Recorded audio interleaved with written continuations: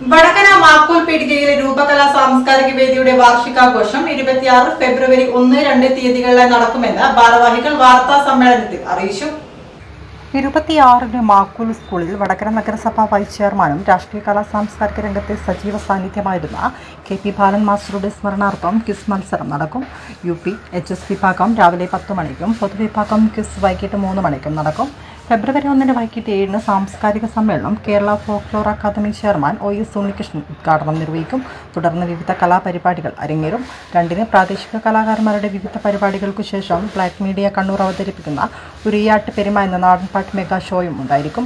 വാർത്താ സമ്മേളനത്തിൽ മലയിൽ സുരേഷ്, M ദിനേശൻ, TM ഷൈജു, ജിജിൻ എന്നിവർ പങ്കെടുത്തു.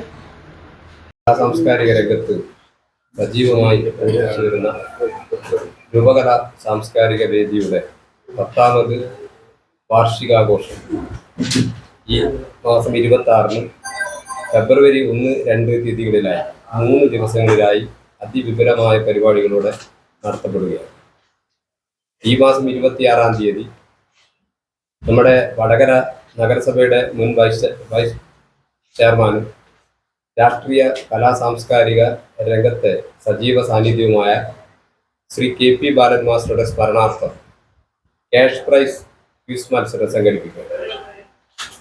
26-ാം തീയതി രാവിലെ 9:30-ക്ക് ക്വിസ് മത്സരം വടകര നഗരസഭ vice chairman Shri PK Satheesan മാഷാണ് ഉദ്ഘാടനം ചെയ്യുന്നത്. രാവിലെ 10 മണി മുതൽ UP വിഭാഗത്തിന്റെ ക്വിസ് മത്സരവും തുടർന്ന് ഹൈസ്കൂൾ വിഭാഗത്തിന്റെ ക്വിസ് മത്സരവും നടക്കും.